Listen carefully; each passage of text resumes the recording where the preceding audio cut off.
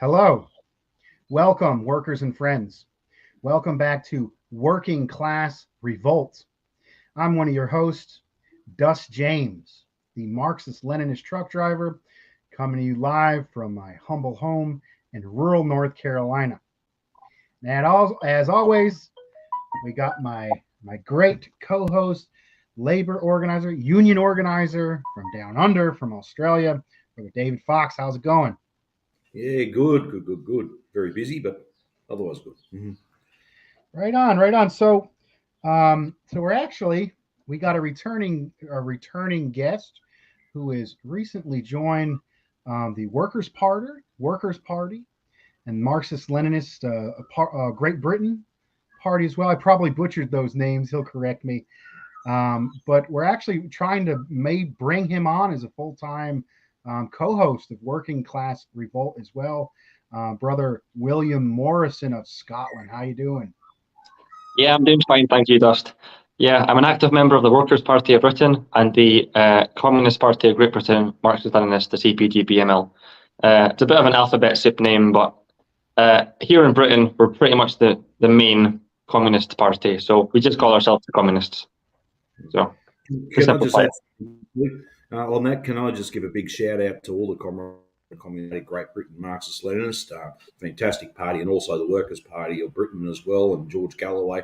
I don't know if he likes to watch these shows, but I like to actually give a big shout out to all these all comrades of mine in a bigger class struggle. Right Absolutely. on. So last week we did our study on Plan de Ayala from Emiliano Zapata, and that was very good. We're going to continue our study series. Um, I think we're studying Garvey next. We haven't planned it yet. This is a work meeting, and today we're going to be talking about the history of May Day, International Workers' Day, as well as some of our own experiences. We're me and David, both veteran organizers. We can talk about some of the stuff we've been through. And I've asked our young comrade William to start us out with a bit of the history behind May Day. Take it away, brother. Yeah, I mean, obviously, essentially, the history of the labour movement and the history of the workers' struggle for improvement of rights and stuff has pretty much existed since industrial capitalism has existed. That's kind of one of the main inherent contradictions within capitalism. They want to, view themselves as this omnipotent force, this perfect force, but it's not. There's an underlying contradiction. There's many underlying contradictions within capitalism, and one of them is the fact that working conditions are so poor, and it needs to be for capitalism to benefit and develop and achieve what it wants to achieve. There has to be underlying contradictions, and there is. So yeah, so to begin with, yeah, the history of the May Day and the International Workers' Day, it traces back to pretty much the existence, the predominance of industrial capitalism. Ever since industrial factories were built, working conditions have been poor, and working conditions, in like Victorian England and Victorian Britain, and the late 1800s USA, working conditions were so poor. It was the first time that work had been socialized. Social life was evolved around, work. People lived here in Britain. People lived in the factories they worked in. That they lived there. They had accommodation attached to the factories they worked in. So it was the first time that people socialized around the means of production. They socialized around in factories, and they spoke to each other. And yeah, they talked about how grotesque and inhumane the working conditions of the working class were, and how one person, one factory owner, got most of the profit and benefited from all of their hard work.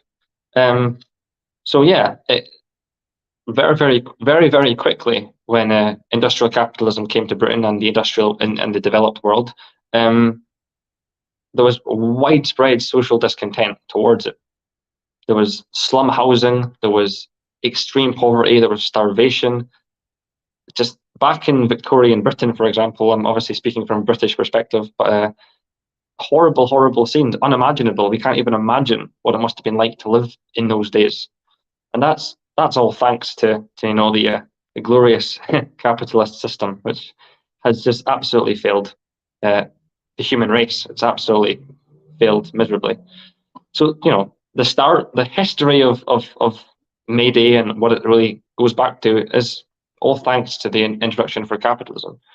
It's workers coming together, and back in the late 1800s, it was comrades and workers in Chicago and New York and stuff that were going on strike and protesting against their working conditions, and they were coming together and they were forming unions and stuff like that. And obviously, in 1864, the first Internationale was made. The first Internationale, Karl Marx had a huge influence in the creation of that. And it was a beacon of hope. It was a beacon of inspiration for the international working class. It was the first kind of pushback against capitalist exploitation and oppression from the working class.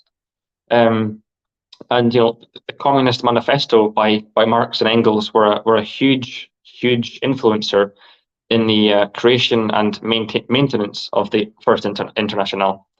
And yeah, even then, we had, in that period of time in history, we had stuff like the Paris Commune and stuff, which were philosophically educated and enlightened French workers that rose up against the French aristocracy and kind of feudalistic, kind of capitalist hybrid that they had back then.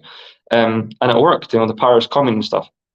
So that was a really huge step, huge progression for the working class. An entire city was operated by the working class, nobody else. There wasn't any, bourgeois, bureaucratic class in the days of the Paris Commune. And that was kind of the first time where workers rose up. It was the first workers' revolution. Before then, because of that time of period, it was bourgeois revolutions. It was the bourgeois class overthrowing the aristocracy and the feudalistic societies.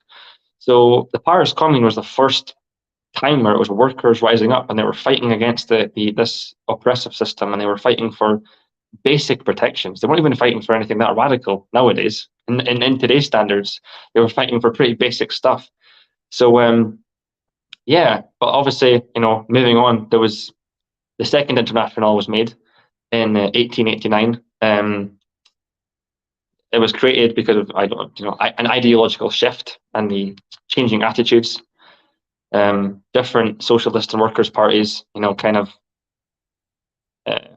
analyzed things quite differently, and there was some fracturing and disagreements. So they decided to move on and make the Second International, but that was already inherent with problems. At this point, the social democratic movement, the social democracy, people like Kautsky, reformists and opportunists hijacked the Second International, and real socialists, real Marxist-Leninists, and real people that actually cared about the improvement of conditions for the working class were pushed aside. They were pushed and alienated aside, and these quite moderate reformist social democrats, they weren't really revolutionaries.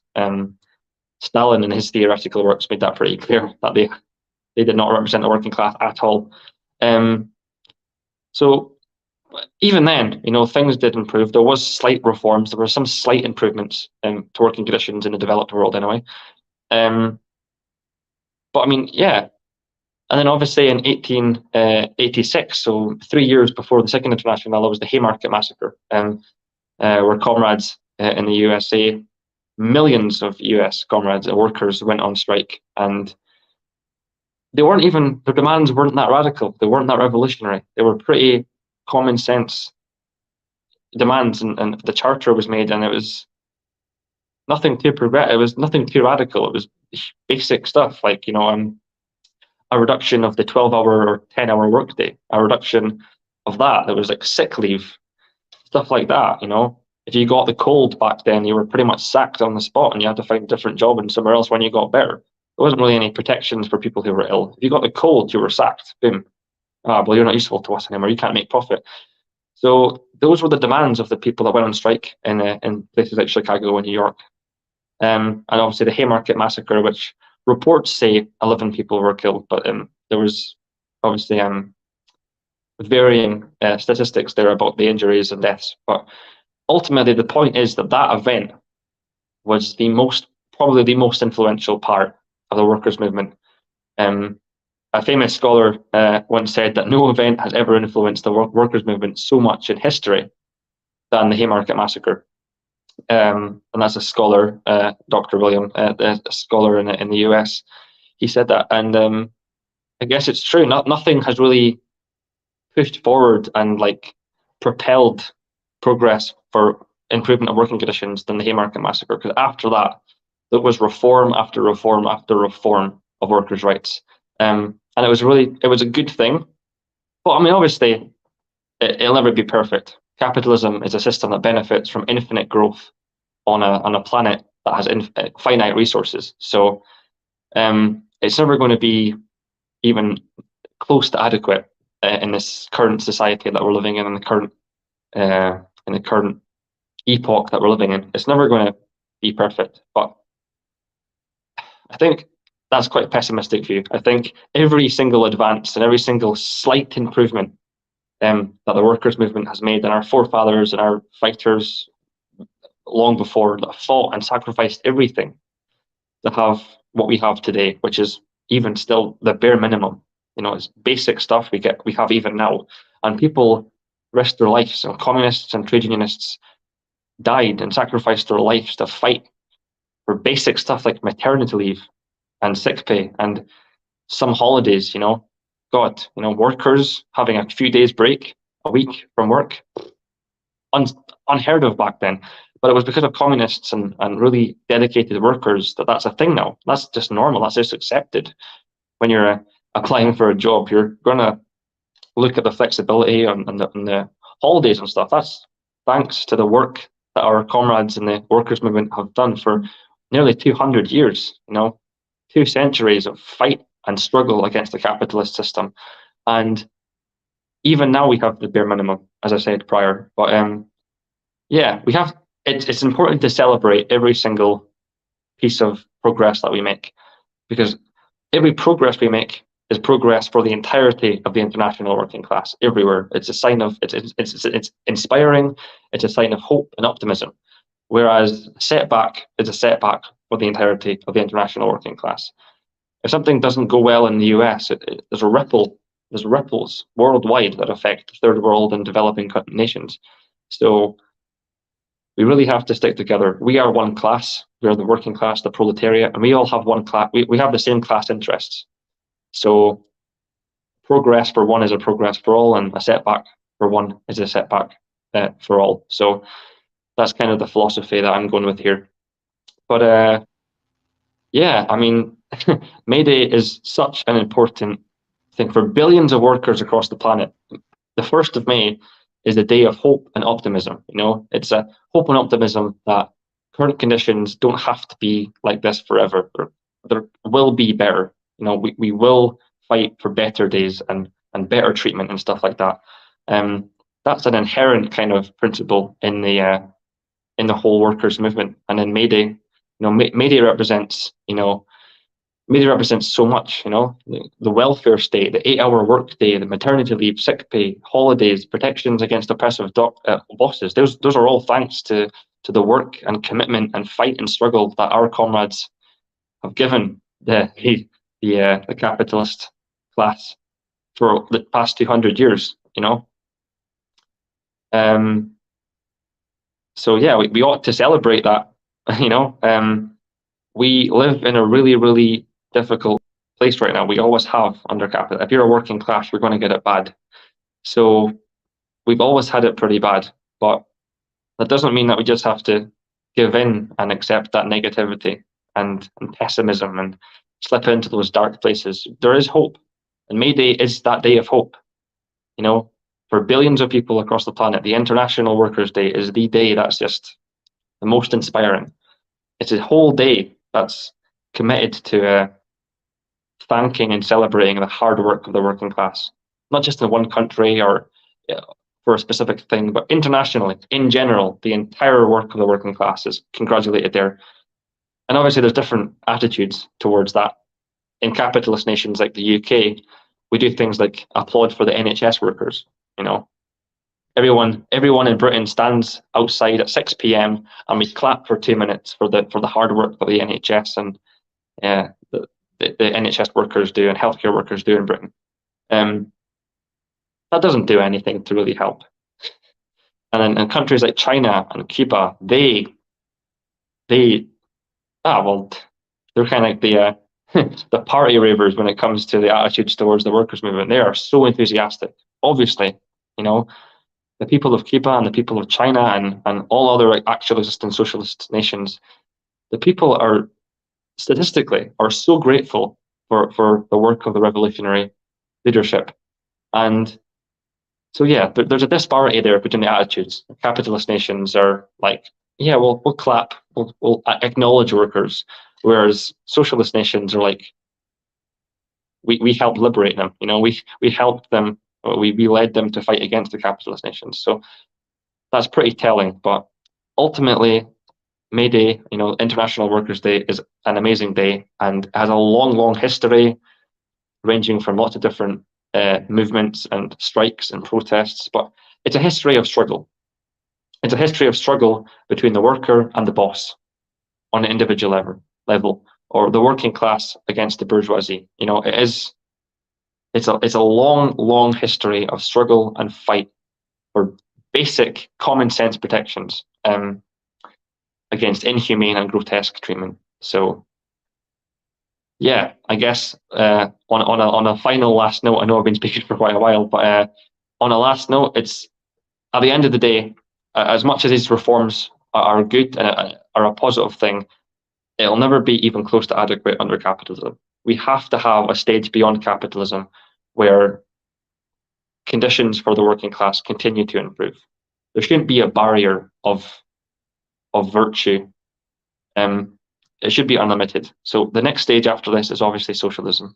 Socialism is the next stage of the development of the working class, and that is when basic foundations of building and empowering and liberating and protecting workers against the evil parasite that is capitalism really, really begins. That's where the fight begins, with the development of a new era of socialism. Because right now, things are difficult for billions and billions of workers across the planet. Life is a struggle, and it doesn't have to be so hard. It's hard for us because it profits somebody else and it benefits somebody else. That's it. That's the main thing. So we just have forward. We can be grateful for everything that's happened for the past, and May Day should be a day to celebrate and show the utmost of gratitude to our forefathers who sacrificed everything for what we have today. And I guess just May Day should also be a day where we look forward to the future and continue that fight. Hold the banner for them, hold their torch and continue the fight for improvement for the working class. So, yeah, solidarity and comradeship forever. Thank you, brother. Thank you, brother, for that great verbal presentation. Yeah, I mean, let's see. I just put a one liner in there. May Day, it is the celebration of solidarity. Solidarity meaning it's a culture, it's a movement, it's a power, it's a force to be reckoned with. It's more than an idea. Last week we took off for Easter, and next week we're taking off for May Day. So David can be out there in the streets. So let's get on. I got a little bit more to say about the history of May Day, but maybe we can go over to Comrade Fox. Anything to contribute or to respond on the history of May Day? Well, in Australia here, I mean, the earliest May Day marches were probably around about the 1890 mark, when Australia was still 6 colonies at the time, and there were actually a great many strikes. At the time, there was an economic depression or crisis in capitalism at the time. We had the Great Shearers' Strike in the 1890s, the Maritime Strike, and the Miners' Strike as well. And interesting, a lot of them actually carried both the red flag and our Eureka flag as well at the same time. And they're saying the old red flag, you got to keep this, we keep the red flag flying here. That was an old song from that period, and that was around the time of that Second International. The unions themselves, which pretty much kind of started to gain traction in the 1850s. It was just after the gold rush and the goldfields rebellions of the mid 1850s. We had a base by then. 1856 was actually the 21st of April 1856. Stonemasons of Melbourne won the 8-hour day. But however, it was still a long struggle to have that established in many other industries from there on. But we still had a lot of dire conditions. But from there, we built on and further developed our demands and our struggles. Throughout the 1880s, there was establishments of the trades halls, or the union halls, otherwise known as, or union councils, around the place. Victoria Trades Hall Council being the oldest. I think Bendigo's out the third oldest or fourth oldest here in Australia as well, where I am. And they were very important bodies to bring all people and trade unions together to coordinate actions and resolve disputes, but also to create solidarity as a class as well. But throughout that time, there on a tradition was set. And for May Day itself, there was obviously a struggle to keep it on 1st of May as well. I know in Queensland it eventually became a public holiday. They call it Labor Day, but they have it on the first Monday of May. And obviously there was also a pushback against conservative or reactionary forces to change Labor Day. And unfortunately, in the various states, Labor Day is on different different dates. Here in Victoria, it's the second Monday of March. However, I mean, it still doesn't stop us from moving to try and keep May Day alive. And for many years, obviously, a lot of unions go, well, let's make it the first Sunday of May. That will hopefully get everyone together in interest. But I think there's also a genuine push now. No, we want to have May Day on 1st of May. And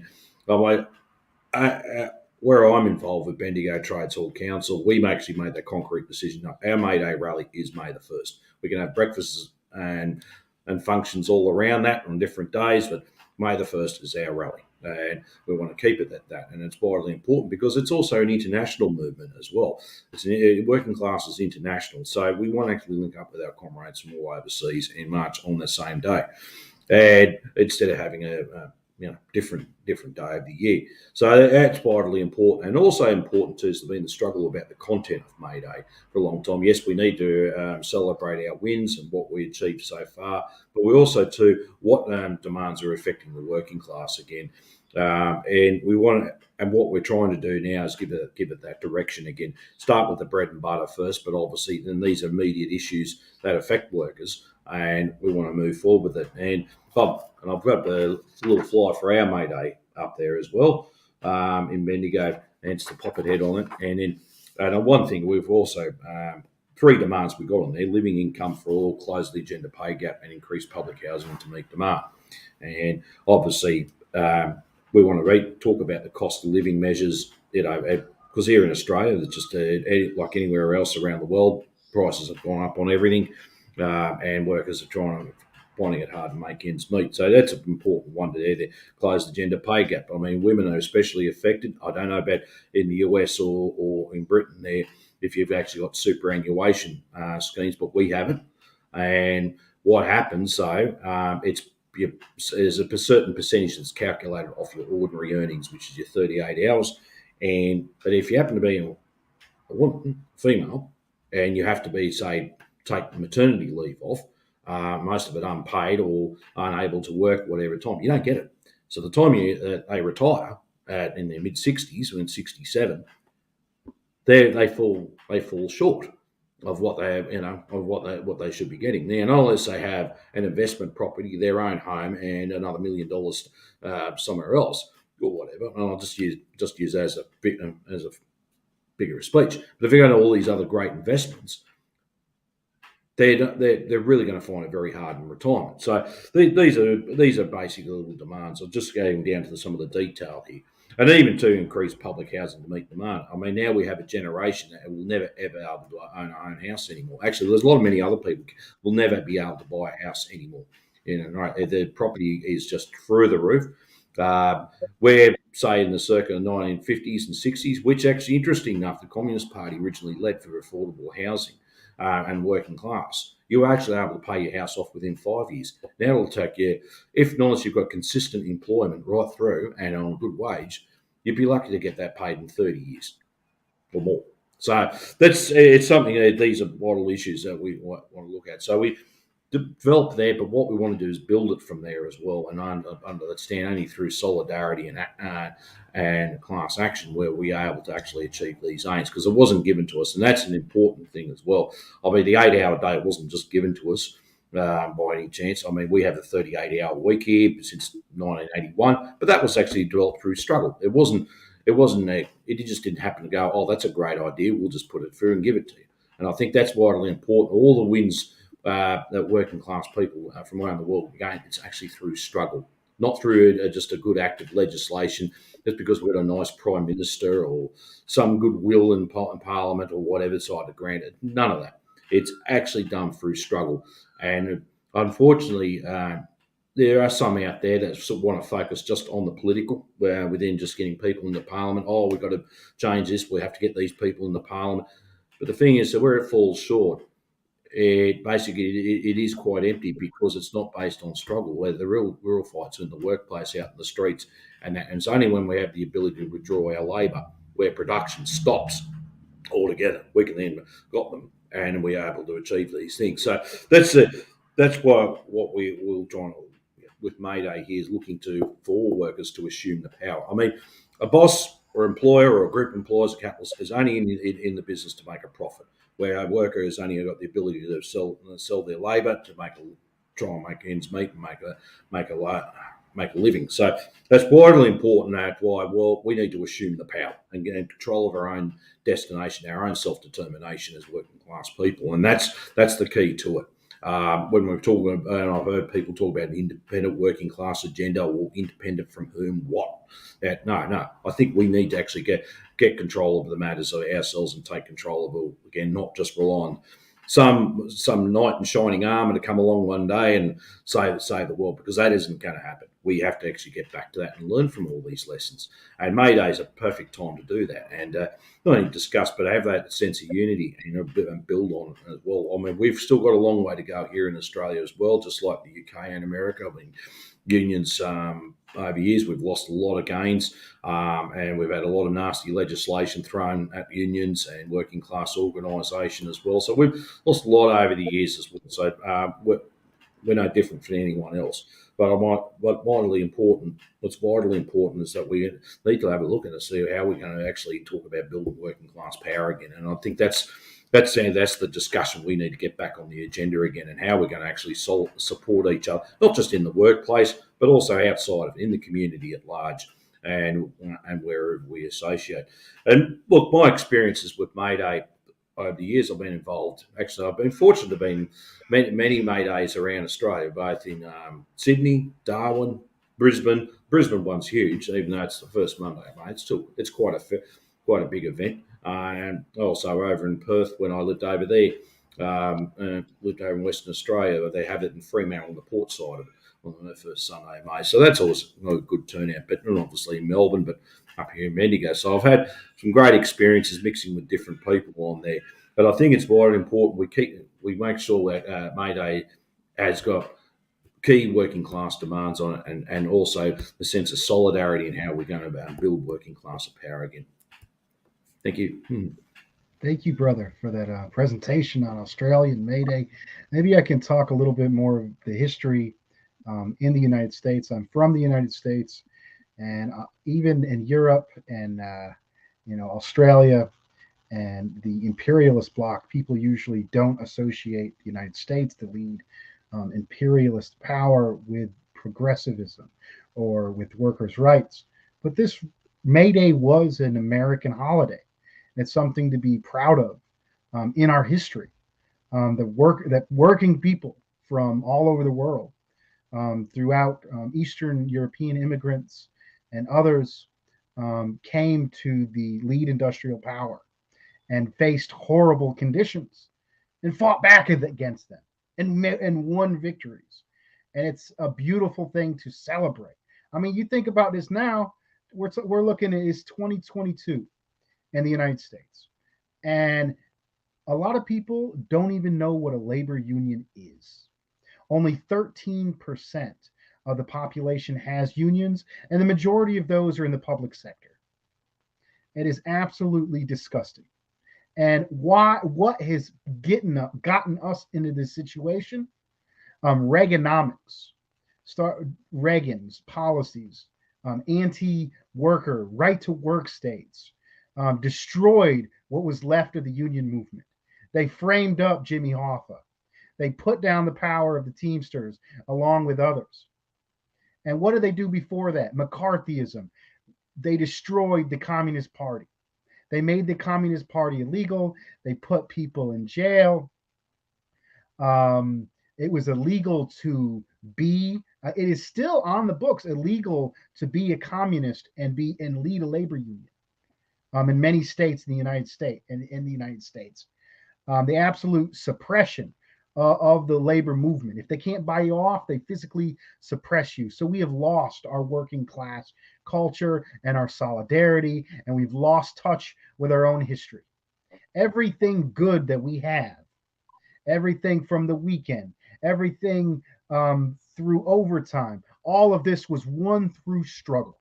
One not by the Democratic Party or the Republican Party. That seems to be the basis of what people go off on politics. Man, I like this party because the economy was good when Clinton was in office, but I ain't got nothing of it. That was just the way geopolitics worked out at that time. In reality, there is a direct correlation between the destruction of the Communist Party and a destruction of the union movement with the stagnation of wages and the loss of benefits. Everything we have came from struggle. And now those conditions are worse. If I have seen in my lifetime two recessions in 2008 and just recently with COVID and these massive bailouts of the rich, and people cannot afford housing, it's time we get a little bit of that struggle back. And, solidarity of the brothers and sisters in Europe right now, that the U.S. Government is using their junior imperialist pawns along with Australia to put austerity on the people as if it's going to stop the Russians, to attack a rising alternative global economic bloc, China, aligned with Russia, that is trying to take over, and that simply is a better economy and is slowly taking over, rightfully raising people out of poverty and no longer allowing the imperialists to exploit them. And now the people of the junior partner nations. I think it's kind of funny because, like I said earlier, we have a strong bit of history here, and people always look down. So a lot of Europeans who say they got the fight back, they got social democracy, and they got stuff over there. But a lot of what has to do with the strong union movement in Europe is their bourgeoisie is weaker compared to the imperialist core. The amount of repression that we face, the amount of propaganda that we praise. And now when the shit hits the fan, now as the empire is in crisis, they're throwing the social democracies under the bus first. And the social democracies are not, it's not the answer. An imperialist social democracy is not the answer. They got some of the crumbs from the imperialist exploitation. And then the workers' movement fought for that. We need a new social system, and we got to break outside of imperialism. And the worsening conditions of Europe are really showing that to us right now. And we're seeing fight back and resistance, truckers' strikes.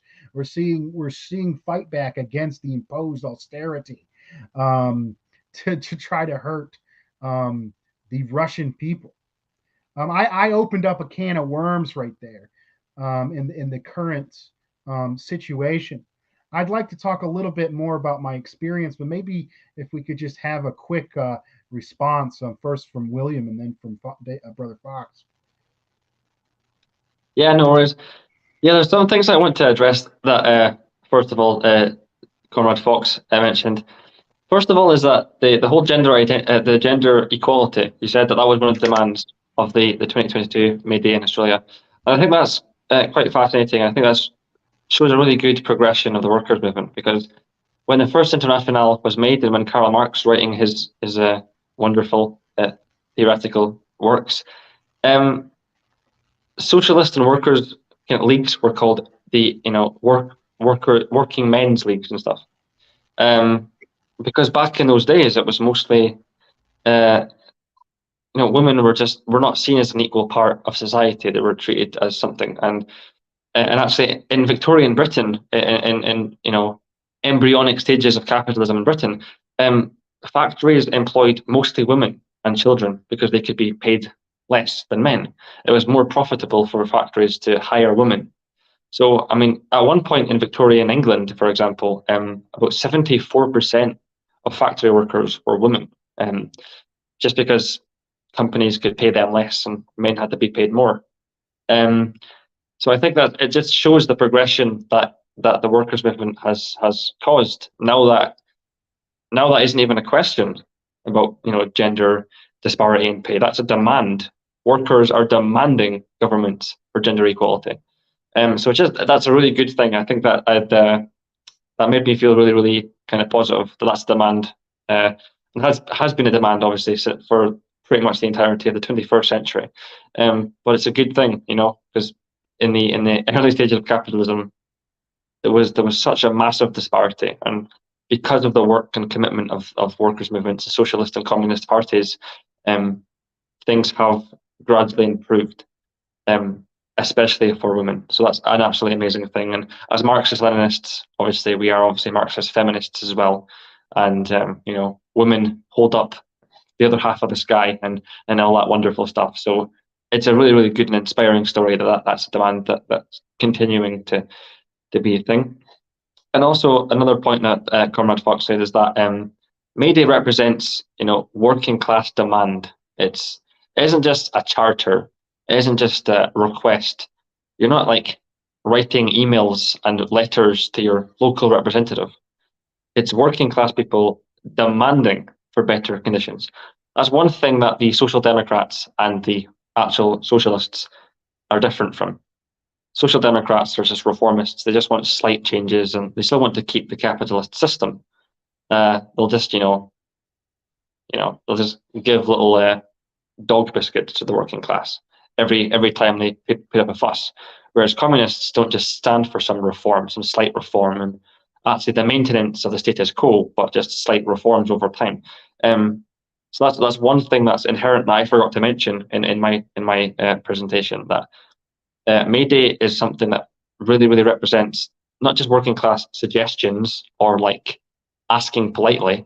It's demanding that governments give them what they should have to have a basic living. That's a really, really important thing, and it should be a given. It should be a given.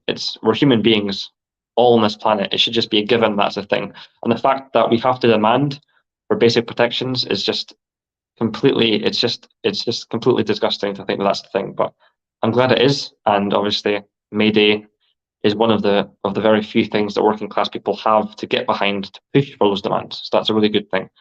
And I was actually shocked by what Dust said about union membership. He said like 13% of people in the US are members of a union. I don't know what the actual. That's correct. Yeah. I just find that shocking. I mean, I guess Britain has it a little bit better here in the UK. Union membership is a lot higher. It's about 40 to 50%, and that most union members are in the public sector, but I think it's law here in Britain that most private companies should also have some sort of laws regarding having a union. I think in Britain, if 60% of the workers in the workforce agree to start a union, they can. So it could be a small cafe, but if 60% of the workers agree and sign their names to the creation of a union, then the union is made, and that private small company has to oblige and pander to the needs of the working class. You know how awful, but so I think we have it a little bit better in Britain, which is a good thing. But I was shocked by that. That's such a low number, and you said that a lot of people in the US don't even know what a union is. You know, it's a shocking statistic. That really got me. But another interesting thing that Dust said was that there was a correlation between the successes of the Communist Party, and there's actually a connection between when the Capitalist Party was criminalized and pretty much essentially banned in the US, and it's about that time where the workers' movement and the union movement kind of declined as well. That just shows the influence that communists really had in the workers' movement. Nowadays, people are like, oh, you know, communism's dead and we're such a small fringe thing and we have no influence on politics. What's even the point in doing our work? But back then, during like the MacArthur eras, MacArthurist USA, you know, people were phoning the police, grassing their neighbors up for being a dirty commie. It just shows that obviously before the CP was absolutely belittled and ridiculed horrifically by the US government, it was having influence on workers' movements. It was having influence on the union movement. And that's always been a thing. Ever since Lenin was around and Marx was around, communists have been embedded in unions, and that's a good thing. You know, we've been influencing more radical policies and more radical demands and stuff like that. It's a good thing that should be celebrated. But I think that's an interesting point because everyone, you know, a lot of people now have been, you know, brainwashed by decades now of bourgeois propaganda, war propaganda, and political propaganda, and most people don't even know that the propaganda is around them in their everyday lives. They just walk past it, and it's like adverts and stuff. It's all just propaganda. So yeah, there is a point to be made here that the Communist Party had a massive influence on demanding improvement for conditions for the working class. So that's a good thing. And Dust also mentioned China and how they've aligned with Russia. But more generally, I think I should have mentioned that in my introduction. China is probably the most inspirational country regarding May Day nowadays. You know, the Chinese Revolution did the most to, you know, help and liberate working class people. You know, almost 1 billion people have been raised out of poverty since 1975 in China. Not just in China, people in Africa, you know, villages in Africa, they used to, you know, rely on a water well that was just pumped from the ground, now have, you know, free flowing water. There's infrastructure in Africa thanks to the funding and solidarity from the Chinese government. You know, there's you know, Mozambique, Tanzania, country like Rwanda, Angola, they have strong connections to the Chinese government, and thanks to the Chinese government, they have, you know, done huge things. You know, they have roads now, they have paved roads, they have clean streets, they have improved conditions, you know, living conditions, and you know, it isn't some sort of loan debt. It's just China helping out their comrades in Africa. You know, Africa has seen centuries of colonialism and exploitation and imperialism by mainly European powers. It isn't the same as the Europeans. China's there to literally just help, and that's a really good thing. But yeah, just in regards to May Day and the International Workers' Day, China is a beacon of hope for the working class. What China has done with the leadership of the working class there is absolutely insane. You know, the membership of the Chinese Communist Party is like 3 times bigger than the British population. You know, like there's 3 times more members of the Chinese Communist Party than there are the entire like population of Britain. That's an insane statistic that just mind blows, because here in Britain we're always taught that we're like a superior nation, that we're like, oh, we're the best and we have to return to the good old days. But you know, there's Chinese students and there's Chinese workers that are traveling the world because of what Chinese universities have given them, and they're changing the world, you know. And China is the leading economy, and it will be very soon. It's just a matter of time when China surpasses the US in regards to economic development and economic success. And And that is thanks to Mao and Deng and Xi, and that is thanks to the successes of the Chinese communists. The Soviet Union was obviously the embryonic stage to that inspiration, but obviously because of the imperialist intervention and the rise of revisionism, that came to an end, unfortunately. But China has raised the banner and carried the torch, and now they're continuing the work, and they're doing absolutely tremendously. So if you're going to celebrate May Day and you're going to celebrate the work of the working class, you might as well celebrate the successes and advances of the Chinese as well, because the Chinese government and the Chinese Communist Party have done amazing things. So that is my response to both of your statements. All right.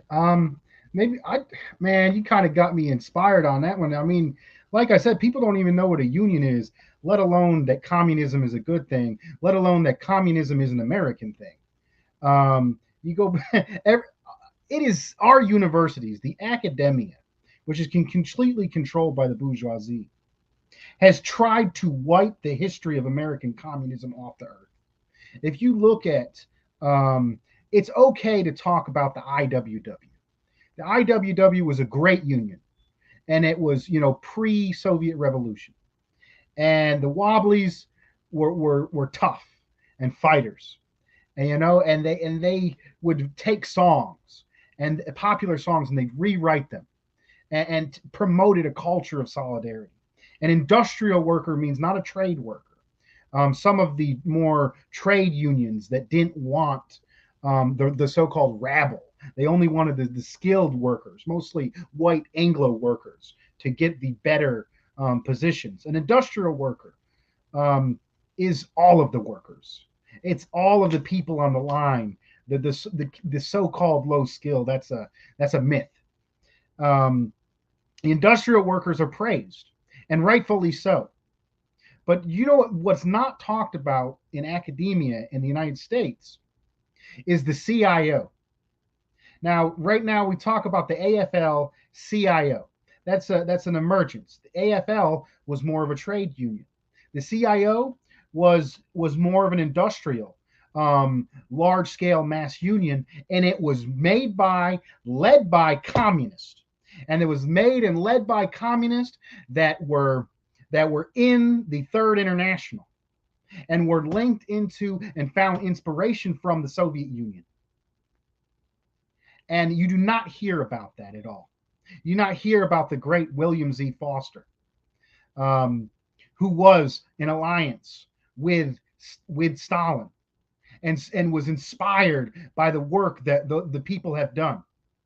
And just recently, the Union Campaign, which is a reemergence of industrial unionism with the Amazon workers and brother Chris Small. It was put out in an article that one of the main organizing materials that they used was a guidebook and manual put out by the great William Z. Foster. And the Center for Political Innovation and Working Class Revolt has been trying to resurrect the stolen history of William Z. Foster, the Communist Party, and militant union organizing. This show, Working Class Revolt, started as a study, a study of William Z. Foster's The History of Three Internationals, and that's in 6 seconds, 6-section playlist that people can go back and watch. You got me inspired, brother. Let's see, brother David Fox. What's your thoughts? Yeah, well, actually, that book, The History of the Three Internationals by William Z. Foster, I highly recommend it to everybody to read that. It's it's actually a great introduction to Marxism, really, when you think about it. And it also shows you, too, matter and motion, how everything's in a constant state of change. It's a fantastic read. I highly recommend it. I wish I had a copy of it in front of me. I would actually show it to you. The other thing, actually, you mentioned Amazon, and that for us in Australia, that's been actually quite inspirational. I actually, a big shout out and my hats off to all those people in Amazon that had it unionised. I mean, this is where Mayday can play a really important role. It could just show it can be done under even some of the most difficult circumstances, and we should be having that solidarity hey, look, we can do it at Amazon. We can do it practically anywhere. And it just, and I think that's something we've got to look at as well, and what they and learn from what they did differently. I believe it was Amazon workers in New York and two other big plants they have over there.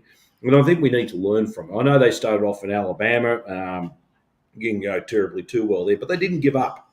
They actually then processed and kept moving, learned from their lessons and how we're going to win people over. And I think we should actually look at that, and even just on that line, how as an organising discussion in the future, I think we should look at that.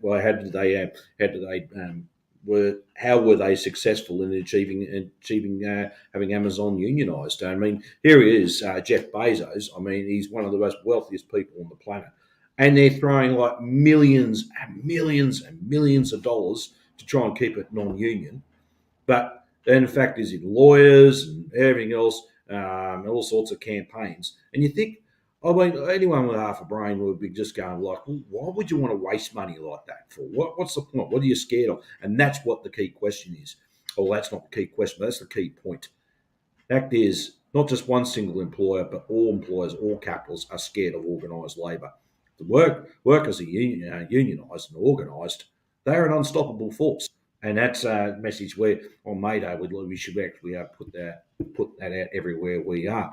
And but I said the Amazon one itself that'd be make a great discussion one time. I'd love to have an Amazon worker on our show or one of the key organisers behind it because it's fantastic. We can learn from it. And I mean, I know people who are within the union spectrum, but this is a great way of doing it. And I mean, our role as scientific socialists, as communists, is to turn unions into schools of communism, into schools of class struggle, and win the workers over socialism and that as well. And actually, interesting, I've just been reading out of Volume 3, Left Wing Communism and Infantile Disorder again. I wanted to actually read over that, a few things in this book. And Lenin actually specifies it's important that we actually work in unions, regardless if they're really conservative or reactionary or not trying to start up our own thing outside of it. If it hasn't got mass support, it won't happen. But that's where a group of where workers are concentrated. We need to be in there. We need to put our line through and explain to workers it's a long, tedious struggle, sure, but however, it needs to be put forth and the line put forth. Material conditions are changing now. We see it. You mentioned Europe before, Dust. Material conditions are changing everywhere in the world, so people's consciousness is changing. They'll be start questioning the whole things. I mean, even when where all this imperialist action on towards China that and using Australia as a proxy and explain. And not only explain, workers might not see it yet, but they will. They're going to get sick of all this billions and hundreds of billions of dollars being thrown at war while everyone else suffers. And when the conditions get worse here, people's thinking will start changing. So this is fantastic where we can work from there. So that's it's something worthwhile to have a look in the future. I mean, that's something we can discuss after the show if you like. We can talk a little bit more about if we're keen to get it Amazon. Sorry, I had a massive brainwave there. I thought we've got to get someone from Amazon on our show. Thanks, Dustin. Let's say I wanted to get into kind of my experience with May Day. Was there anything you had to add before I went into that, Comrade William? Okay, you're muted, but I'll go ahead into that. Sorry about that. Where you go, mate? That's fine. So, I came up in the rural. Well, I started out. We were economic refugees from upstate New York, northern Appalachia. We came down to the South at a lot of the same time that a lot of immigrants from southern Mexico were coming in. This is 1995. This is 1 year after NAFTA passed, the North American Free Trade Agreement. And my family, the South, the Black Belt South, is particularly known for having horrible anti-worker laws. And a lot of this has to do with the legacy of Jim Crow and the legacy of slavery and racism. And so they were moving at the same time. A bunch of immigrants were coming up from the South.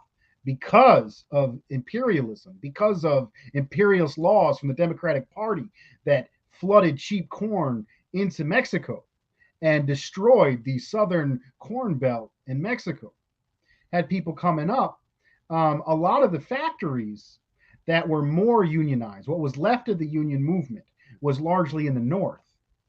And before stuff really started getting sent out overseas and getting started down in Mexico, they moved a lot of the factories from up north down south, which had worse labor laws and worse conditions.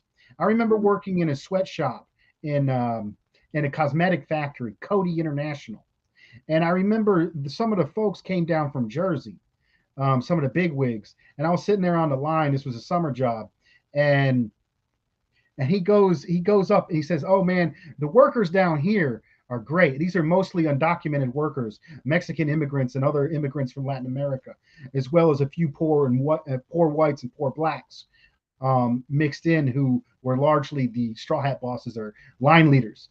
But he got this dude from Jersey comes down. He's touring the factory, and one of the bosses who's touring the factory says, "Man, these North Carolina workers, they're great. They don't complain and they love their job. They're not like those horrible Jersey people who have a union and speak up for themselves because they're in constant fear because of the attack, which is the legal system of immigration and undocumented status, hooked with racism and racist immigration laws. I mean, as well as dividing the workers." So I get in a little bit of my background to talk about this. We didn't know what a union was. The conditions at the job sites were absolutely horrible. Racism being promoted, undocumented status of our immigrant brothers and sisters, and this is the kind of stuff I grew up in and around.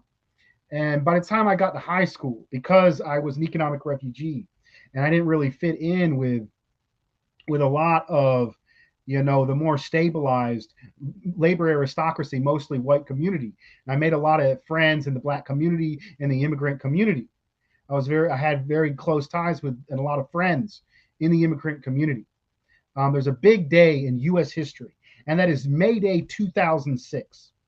May Day 2006 was an immigrant workers' revolt.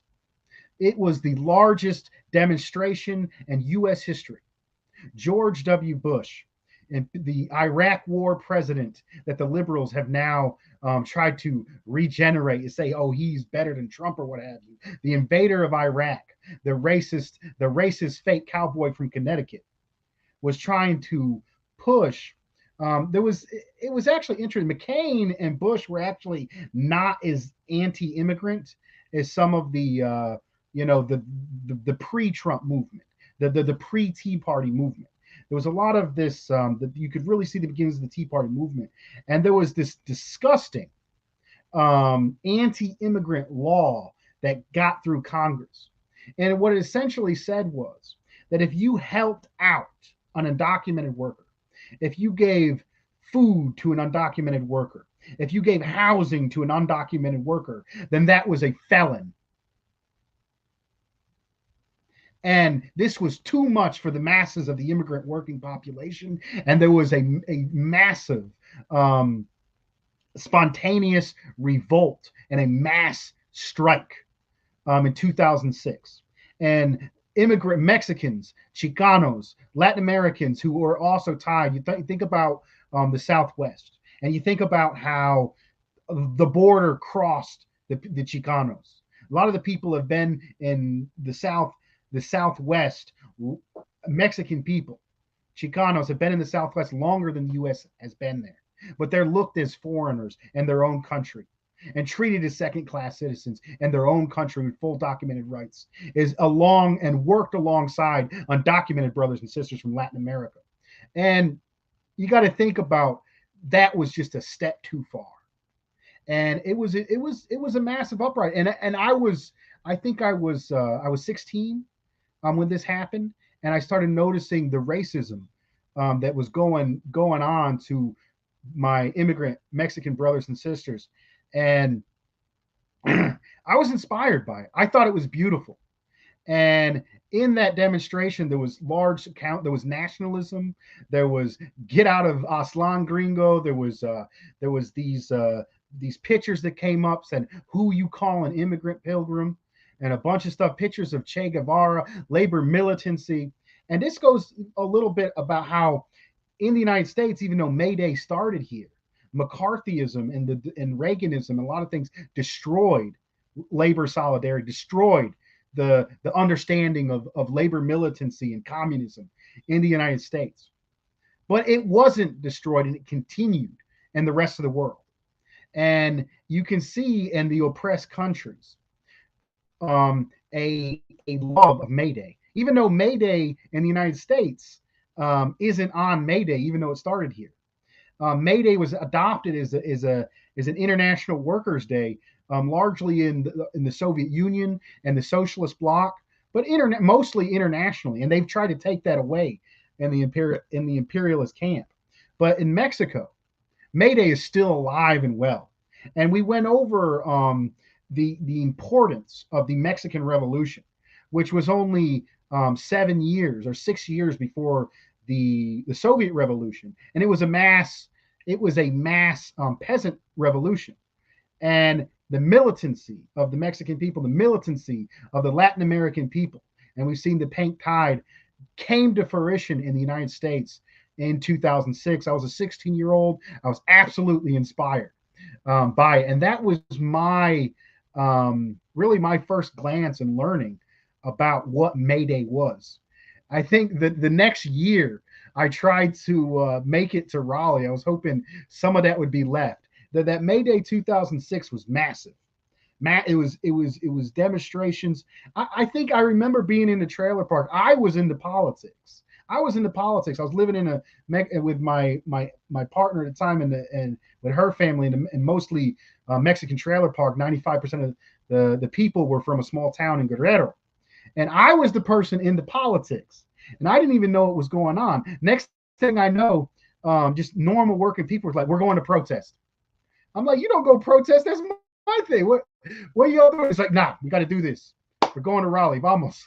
And it was beautiful. The masses of people who were barely involved in politics, just the anger and the just outrage against the system, against the indignities that are constantly faced. And that has really been trying to recapture that has really been kind of why I put so much importance on May Day.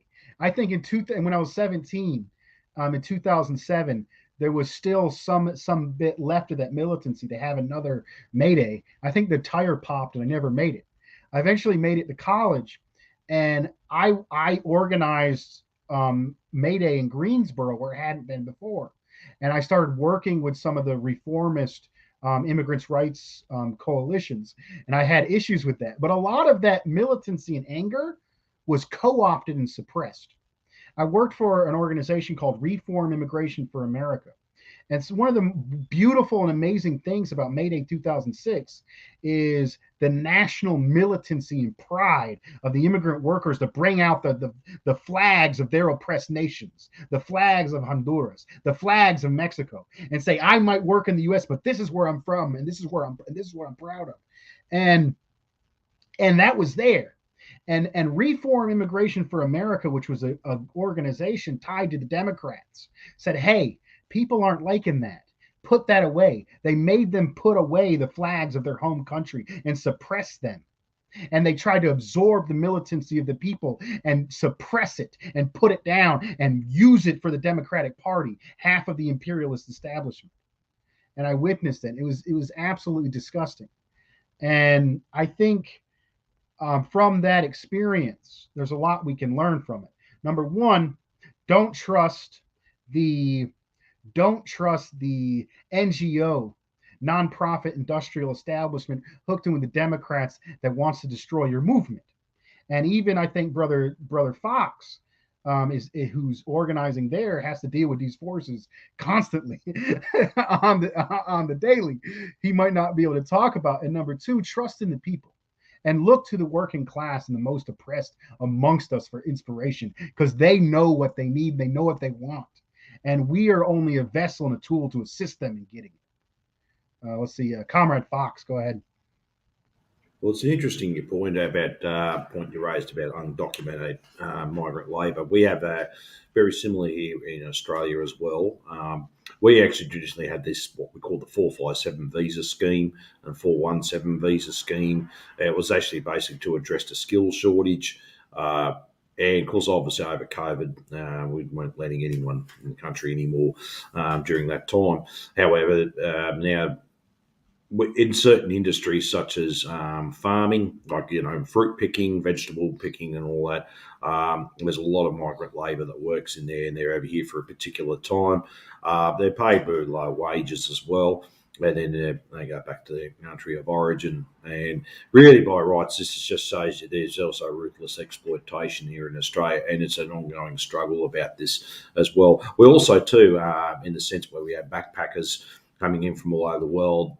Same thing, they might work on particular things or root picking, and even though they might be thinking they're just here for a short term to grab a little bit of extra cash and move on to where they're travelling next, what they don't understand is that they're being ruthlessly exploited as well. And the main people pushing this big agribusiness.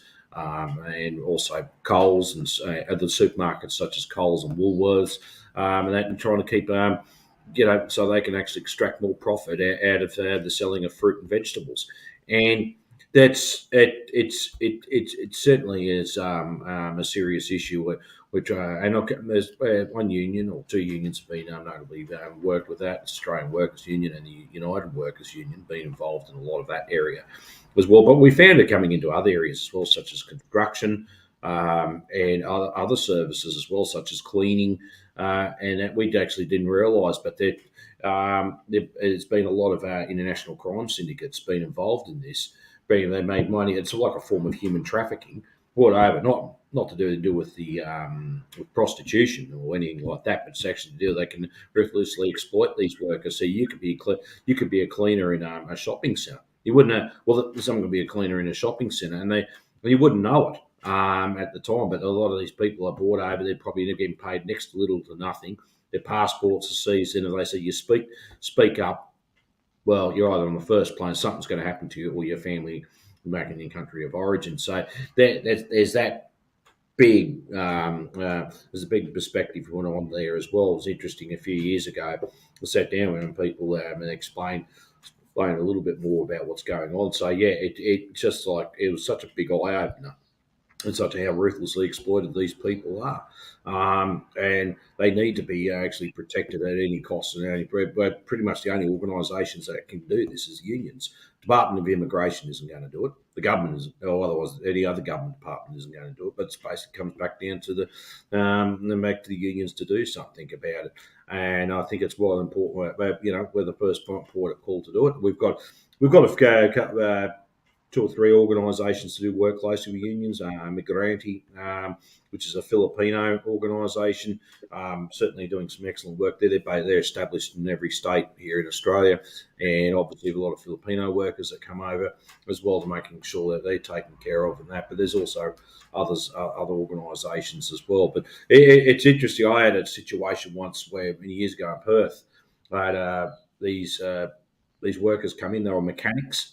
They were from Peru, and when they come to have a meeting with them in a union office, they told me the conditions they had to work under, and same thing again. Had their passports seized. They'll even give me underpaid, just the basics of what we call an award here, which is which is your basic minimum. They weren't even getting that. And obviously, it is a struggle trying to get that. But so there you go. Even in the auto industry, such as a vehicle repair, and that there are certain elements there that will ruthlessly exploit migrant labour, and that's what this idea is there to do. Once again, the capitalist is in here to make a profit, and a maximum profit as well. And if they can do it by ruthlessly exploiting migrant labour, they will do it. And this is going to be an ongoing struggle for us here in Australia as well. But the most important message we have to get out there: they have to be protected, joined up. And also to start dealing with the conditions and the system that actually gives rise to all this in the first place. Comrade Morris, any response? Yeah, sorry.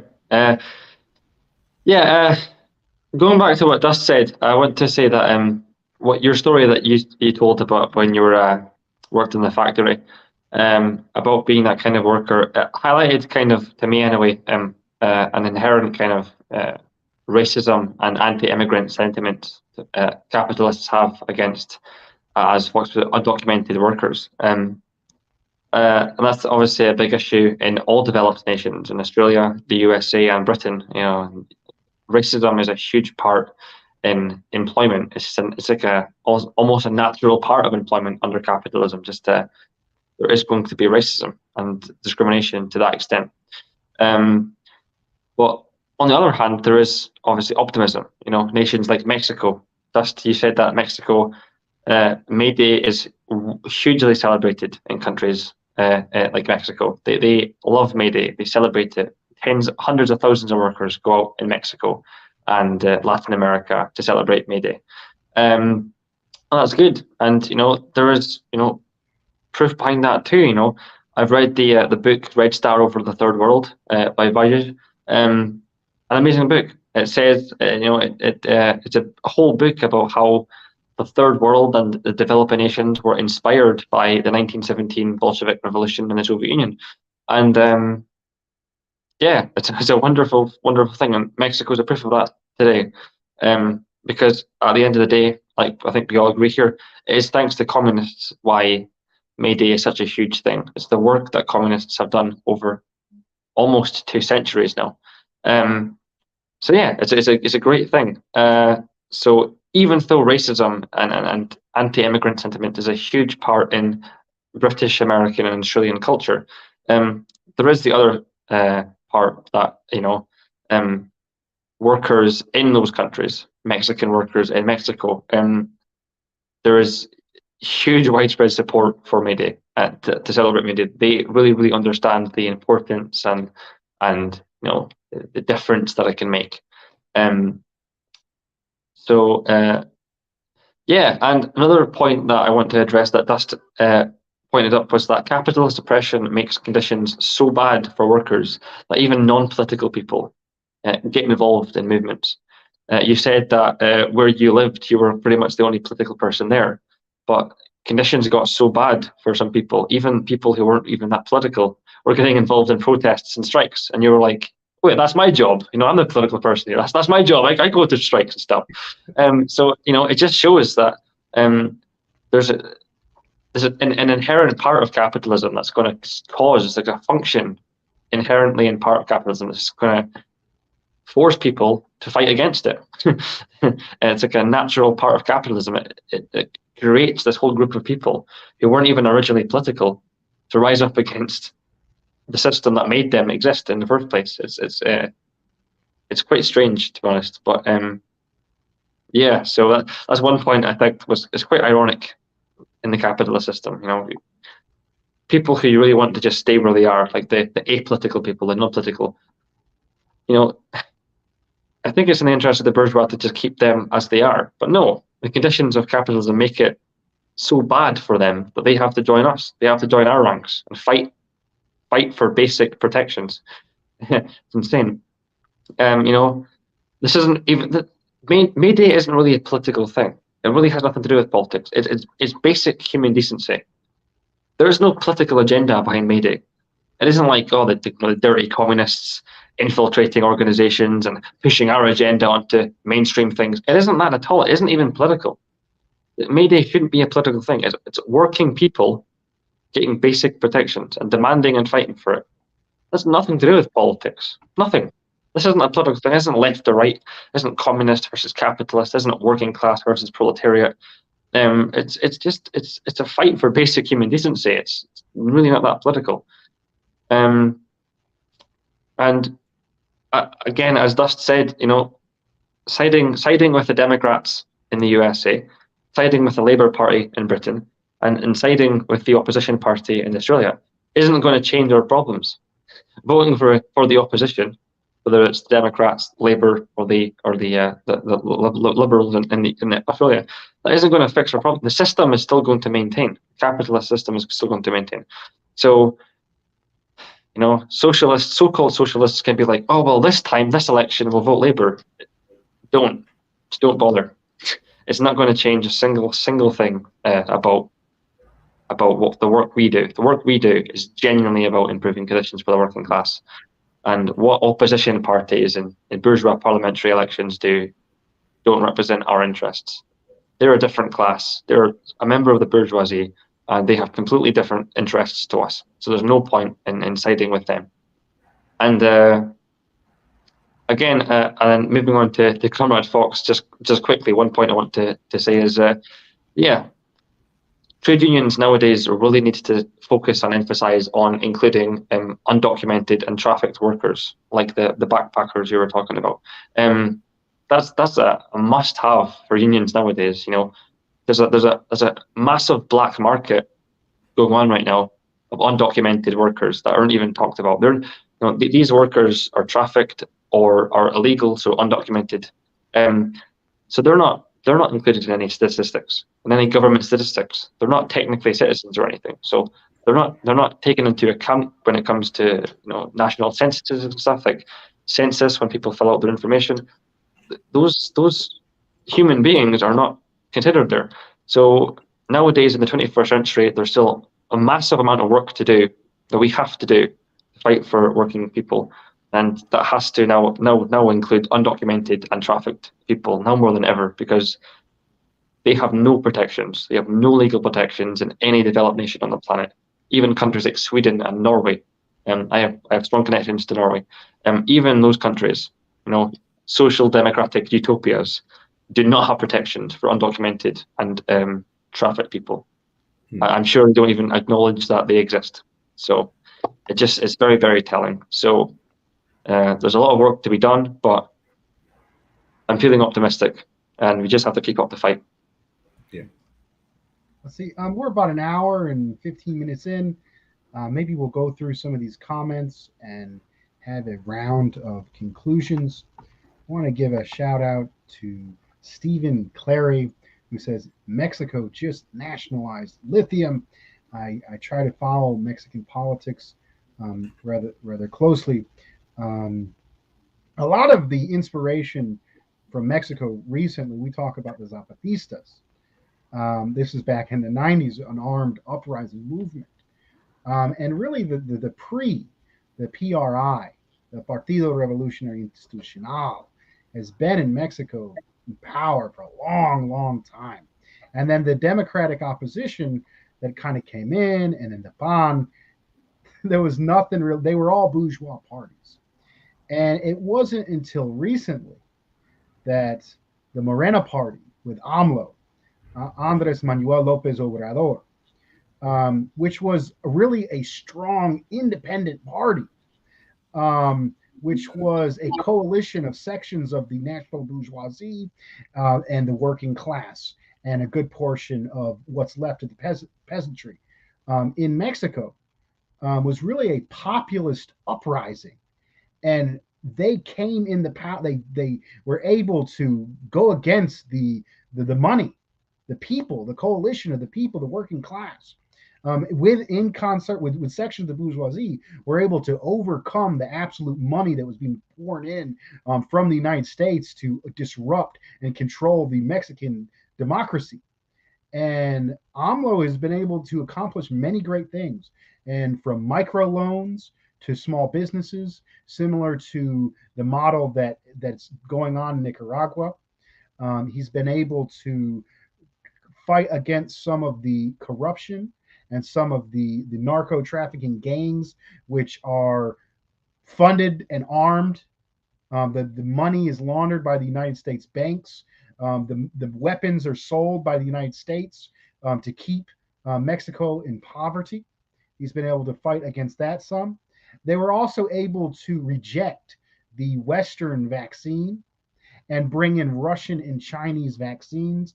My wife's family was able to have Chinese vaccines, which would not have happened if it wasn't for AMLO and the popular coalition government.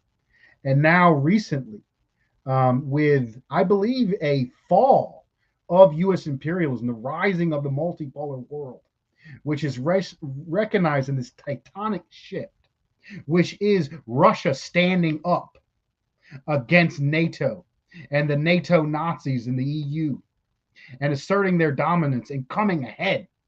I mean, they tried to cripple their economy with sanctions, and now Russia was at the ruble is up since the special intervention has took place, and they're linking it to the gold standard, and they're losing power.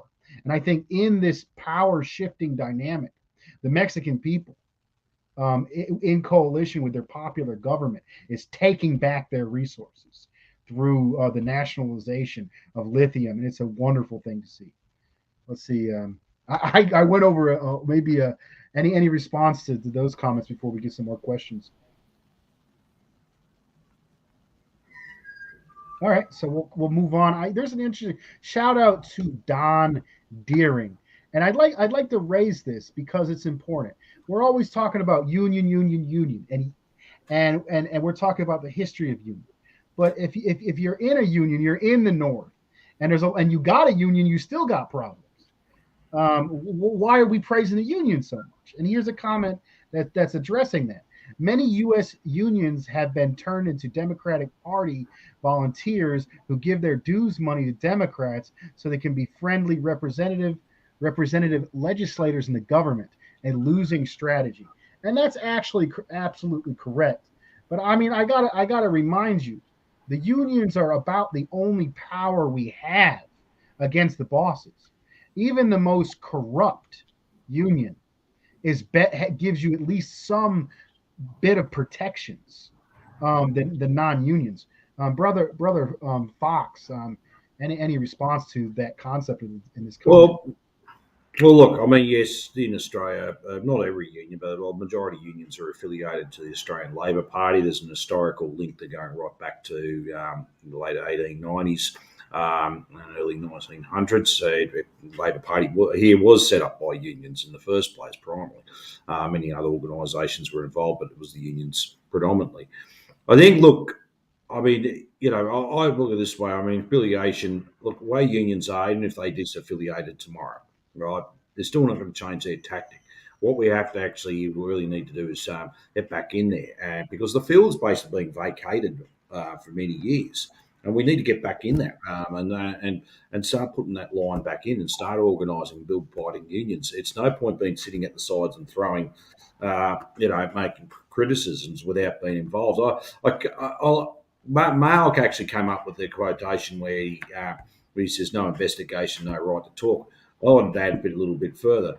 No involvement, no right to criticise. Because if you're not involved, what right you got to criticise it? I mean, and this is why it's vitally important. We need to actually get back in there. So, and especially for those who call themselves communists and socialists and stuff, it's imperative that we are members of unions and actively involved in there, one way or the other. If you're a part-time worker or a casual worker as well, equally important. You're probably paying less dues because of your employment status, but it's vitally important that we are involved in this. This is where a group of workers are, and we need to talk to them.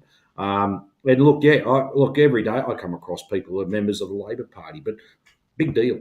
At the end of the day, it's we want to talk about class and class struggle but what affects the workers most. We get yes, well, look, ideally the Labor Party and that, also, that would go away and everything else. We have something different. But it's where we're going to start. We've got to get back in there into the unions and build them up as fighting organs for the working class, and that's what mostly important. We've got to do. And obviously, I was looking at it, because Don's actually said something further here. I'll just add that to the screen. It's an interesting point because this is what we're talking. Obviously, workers need class conscious unions need to elect that kind of leadership, certainly, and that's why we need to get back in there, and be involved in that as well. And and we actually too got to actually that's our history as well. Communists, all our respected countries, were imperative of building the union movement. into our full organisations. And well, there was some criticisms in the past that were more focus on seizing positions in the game in the union. No, a lot of them, mostly everyone involved, was there to build working class organisation and power, and it's something that we've got to get back into again. And it's good practice as well. We can learn and we can hone our skills even further because we're engaging with workers all the time. We're engaging with their issues all the time. So for ourselves, we're actually enhancing those skills further, and it's vitally important to keep that in mind. So that's why I would actually argue that strongly with everyone. We need to be involved in unions once and for all. Are they perfect? No, they're not. Far from it. It's been all in Australia, UK, US, New Zealand as well. They're far from being perfect organisations. But they're the only working class organisations we've got here. They're actually doing, we haven't got like workers' councils or Soviets or any other type of thing. All we got was unions. So we need to actually look at those bodies and then think, okay, well, how are we going to get involved and moving forward with it? Is it going to be an easy task to turn it around? Certainly not. I don't profess it's going to be easy. On a lot of difficulties, we've got legislation thrown at, very anti-worker legislation thrown at you through some legal minefields, and also a very hostile environment out there as well against organised workers. So, these things. But like I said about earlier about with what happened with Amazon, well, if they can do it, so can we. So, I mean, it's nothing stopping us from doing it.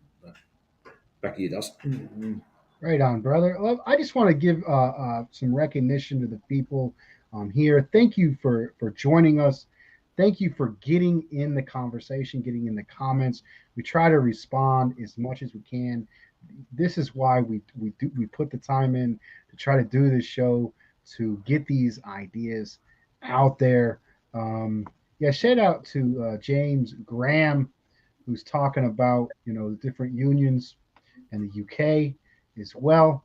Um, let's see, Comrade William, any response to that specific comment? Being that that's your country. Yeah, the UK have quite strong unions. We do have a trades council. Yeah, we have a trade union council, TUCS. We've got lots of different committees and stuff like that are the unions come together to kind of talk about policy and strategy and stuff.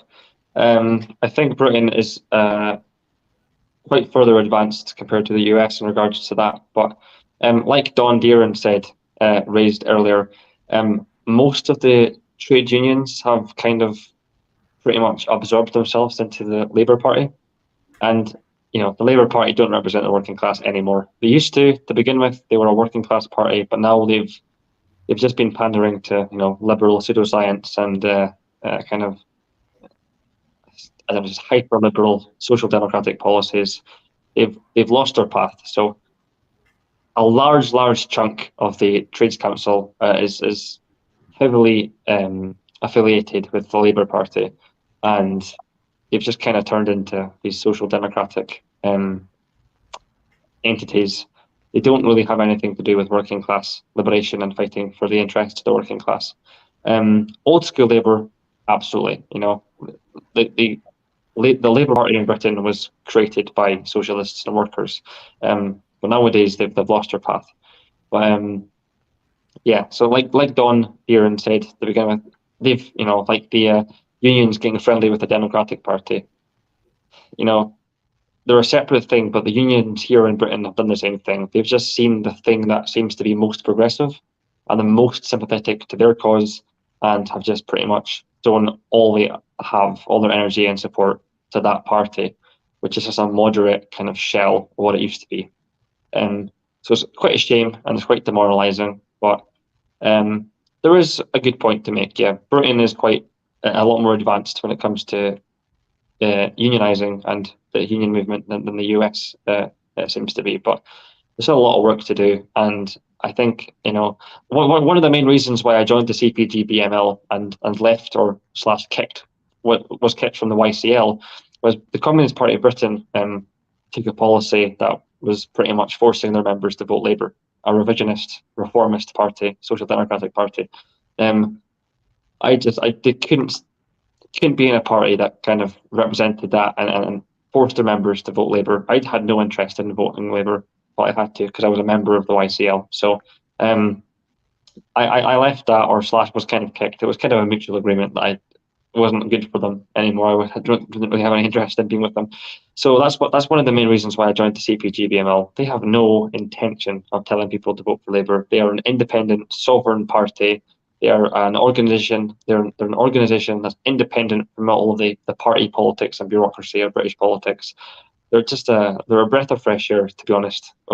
In the British political landscape of the moderation of political parties and lots of organizations that used to be quite progressive, like the Revolutionary Communist Group, the RCG. It used to be quite a staunch Marxist-Leninist organization.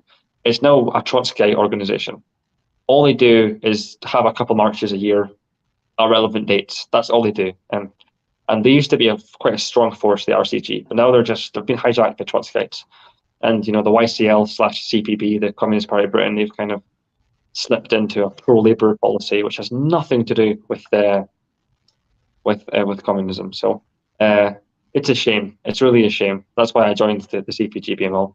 And thank you, Flame of Liberation, for complimenting my Libya badge. Thank you for that. But that's how I'd respond to that comment. Yes, we are further than other countries when it comes to the trade union movement, but there has been a lot of setbacks recently in regards to joining social democratic organizations that really have no interest in helping out the working class. Right on, brother. Good response. I want to give a shout out to the Flame of Liberation. We had Nick on here in a previous episode, absolute expert on a number of revolutionary issues and movements. Please subscribe to Flame of Liberation and check out that collaboration that we did earlier. So we're getting into an hour and a half.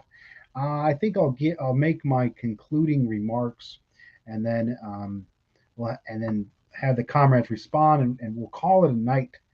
Thanks for joining, everybody. I want to talk about what William just addressed, and that is the problem of movementism in the Western countries. And I know I talked about how I thought it was a really beautiful thing that in 2006, the immigrant community that saw this big law, this horrible draconian law against them, stood up, and they stopped it from being passed. And it was a beautiful and wonderful thing. But I think and we got to talk about this because of May Day, and I know there's a lot of young organizers coming up, and they got a lot of high hopes, and they have a lot of ideas that they can make the world a better place, and you can. And I want you to keep trying, but it is a marathon. It is not a short sprint. And I can tell you, do not get burned out. Another thing I got to say is that the protest cage, which is the same few hundred left people disassociated from the masses in Western countries, the leaders of this protest cage, a good work of political analysts from Caleb Maupin, the leader of the Center for Political Innovation. The masses are the water. The problems with late Marxism is there tends to be too much focus on the protest cage and the protest movements. And they are disconnected from the masses. And we do need to get out there. So I think what I got to say is, for people trying to organize May Day, organizing is a struggle. To get people, especially in Western countries, urban people, wherever you're at, especially working people, that you work 40, 60 hours. They were fighting for an 8-hour day. I worked 5/12s most weeks. So, I mean, so even though William said they were not that bad demands, and they're not, we still ain't got a lot of them demands. And it's a lot of work just to take out to do this show, let alone convincing everybody to come out with stuff. So don't be disappointed if you see the big you see the big Mayday demonstrations of the past, you see the big Mayday demonstrations in the global South, and you pass out the flyers, you talk with people, and not a lot of people show up, and you're like, this isn't working, and I put all this work into it, and ain't nobody showing up to this stuff. That's not what it's about. There's a good line from the Panthers that they would say is a protest is not the revolution itself. It's not the battle itself. A protest is a demonstration. A demonstration is to show something. So a demonstration, it is essentially a military march. It is a demonstration to show the capitalist that we can organize this many people. And the ability to actually organize that many people takes grassroots working class organizations to be able to do that. So, what I can say is focus on building those networks and building those connections and focus on doing it for the long term. Don't get too caught up in the liberal dominated protest cage. Get out to the masses, talk to your neighbors, build an organization. We want you to come on Working Class Revolt. If you're watching this and you got something to say and you want to join our studies, we want you to come on here and participate. People in the United States, look into the Center for Political Innovation that puts out books and materials and has study groups around the country with the message of getting out to the masses. Let's see, that's going to do it for me. Let's see, Comrade Fox, any concluding remarks? Well, this has been a great discussion today and tonight for you guys over in Britain and in the US there.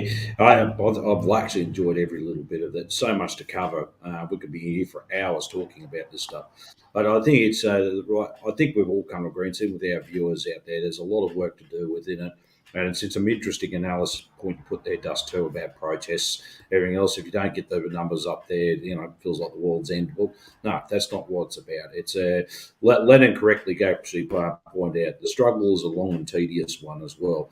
And there's going to be ebbs and flows and struggle. At times there might not be much there at all, but it's still continuing there. We have to be consistent. And I think that's actually a very wise word. Let's not burn ourselves out. And I'll actually warn everyone that because if you go and start doing that, you're just not going to be any good to anyone, including yourself as well. Sometimes it might need to take a step back, reanalyze, do some criticism, self-criticism, moving forward again as well. But also, too, remember, you're not alone in all this. It's great that when you can do it collectively, and you happen to be, if any of our comrades there and respected countries are members of communist parties, it's a great way to do things collectively as well. But even outside what we're trying to do, I've still got other comrades, we can do things collectively as well. So it's something to be wise doing it, but most important is that we keep our focus on that primary force that's going to create social change and change to the system, and that's the working class. Thank you. What is the name of the think tank that you guys have started? Yes, that's Australians for a New Democracy, and we're inspired by the Centre of Political Innovation in the USA. When it kicked off, we adopted that name because we're obviously we looked at the conditions. We want something that's applicable to the conditions of our country here as well. I personally wanted to keep it as CPI Australia, but look, that's there it is. I'm acceptable to that as well. But very similar, we're developing a program. Actually, I think it's 3-point program for Australia as well. I haven't got it in front of me. It's still in draft form, and we're looking to do a public meeting, planning a public meeting on the 28th of May. We want to get May Day out of the way, and obviously there's federal election and all that, and people are caught up in all sorts of things. So let's leave it at the end of the May, and we invite some good-minded people to come along and talk, and we discuss about moving forward. See, Comrade William Morrison, any concluding remarks? Also, put out promote yourself and how to get in contact with you and affiliated organizations. Yeah, no, I just want to say that tonight's conversation has been incredibly inspirational. I say tonight because it's it's the morning. It's now 1 o'clock in the morning here in Britain. But it's been inspirational, and I've learned a lot from both of my comrades' experiences from Australia and the USA. And yeah, just one thing I think has ran through this entire thing, this entire conversation, is that no one is really alone. Even no matter how alone you feel about your oppression and your experience under the current condition, you're not alone. May Day, the workers' movement, and the socialist and communist organizations that there's thousands of them all over the world. They're all about solidarity and comradeship. It's building bridges with communities. It's building bridges with different people. It's building bridges between different working and oppressed people. And so yeah, if you feel alone, just don't be. There is support out there. There's a multitude of different entities, parties, organizations, and movements you can get involved with. May Day being one of the main ones. If you are a working class person and you're dissatisfied and you show a lot of disdain for the current conditions, but you don't really know anybody else that is vocal about those similar issues, then show up on May Day. Go to your city centre, wherever you are in the world. Go to your city centre on May Day and just see if anyone's there, and then go up and speak to them. They might be a member of an organisation, and then that's it. You might find a rabbit hole to go into. You have people to speak to. You have a community. You've got a network of support there. So yeah, just go out, speak to people. Don't be antisocial. Communists and socialists are very friendly people. We're very people orientated. Just come and speak to us. We have a lot of stuff to say and a lot of solutions to a lot of problems that exist. So don't be lonely. Solidarity and comradeship and building bridges is what we do. So yeah, and if you want to get in contact with me, my main thing is Facebook. My name's William Morrison on Facebook. Just give me an ad if you want. Just send me a friend request. Other than that, nothing yet. I am going to start my own YouTube channel very soon. So when that's up and running in the future, I can give a shout out to that and encourage people to subscribe to that. But right now, it's mainly Facebook. But I'm branching out. And yeah, I appreciate the continued support. And I've loved being on this and talking about May Day. It's been inspirational and educational and great. Thank you. Thank David, you. something you had to got do? an Go ahead. announcement. I just got an announcement too. Just don't forget about this. Also, this week coming up on the 28th of April is International Workers' Memorial Day as well, to remember those who had actually died at work or died of work-related illnesses or injuries as well. So that's something dear to our heart. It flies into May Day as well. So look, even if you guys. There might be something happening for your respective trade unions or trade union, such as the trade union councils or trades halls here, which we do, but in the US. But even if you're not directly involved, maybe hold a minute's silence for all those working class people who have died at work or died on the job or died of work-related illnesses and injury as well. Right on, brother. So that's going to do it for the night. So if everyone could raise their fist and repeat after me, we'll do our ending chant. Dare to struggle. Dare to struggle. Dare to struggle. Dare to win. Dare to win. Dare to win. All power to the people. All power to the people. Right on. Thank you, everyone. Good night. Thank you.